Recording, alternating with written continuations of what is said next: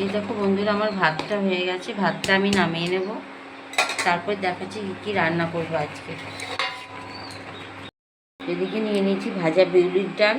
এটা ভালো করে ধুয়ে প্রেসারে দিয়ে দেবো আমি সেদ্ধ করার জন্য। পটল ভাজাগুলো বসিয়েছিলাম, পটল ভাজাগুলো হয়ে গেছে, তুলে নিচ্ছি পটল ভাজাগুলো।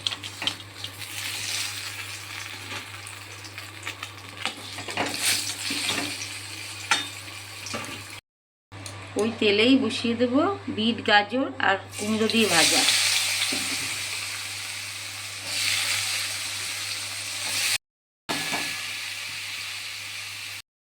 নুন, একটু হলুদ।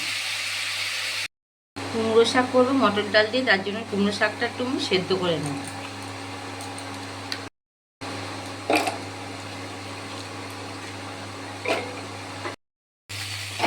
ভাজাটা দেখো হয়ে গেছে, তুলে নিয়ে ভাজাটা।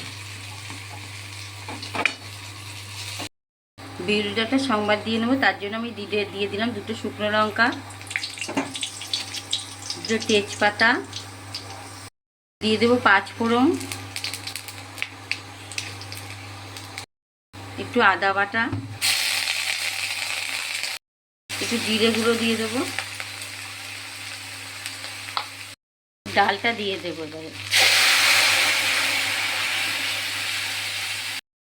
ডালটা ভালো করে ফুটে গেছে, একটু চিনি দিয়ে নামিয়ে ফেলবো ডালটা। দেখো বন্ধুরা, ডালটা আমার হয়ে গেছে। মটর ডাল দিয়ে কুমড়ো শাকটা বানানোর জন্য একটু তেল দিয়ে দিয়েছি, গরম হয়েছে তেল। একটা দিয়ে দেবো শুকনো লঙ্কা, দিয়ে দেবো 5 ফোড়ন, একটু আদা বাটা, একটু জিরে গুঁড়ো দিয়ে দেবো,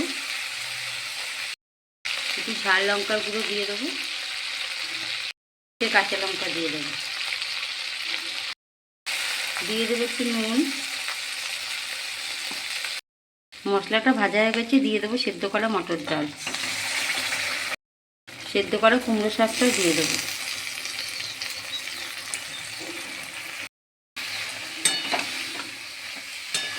মটর ডালটা একটু সেদ্ধ হয়ে গেছে, আর একটু কম সেদ্ধ করলেও ভালো লাগে খেতে।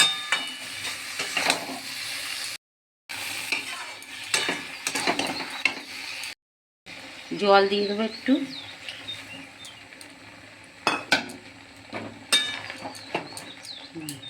কুমড়ো শাকের তরকারিটা হয়ে গেছে, এবার দিয়ে একটু চিনি দিয়ে নামিয়ে ফেলবো।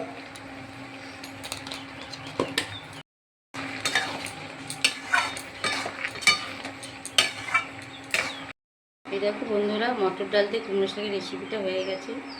খুব সুন্দর লাগে খেতে এটা। আর কটা করে নেব উচ্ছে ভাজা, তার জন্য তেল দিয়ে দিয়েছি, গরম হয়ে গেছে। তেলের মধ্যে একটু নুন দিয়ে দেবো, একটু হলুদ দিয়ে দেবো,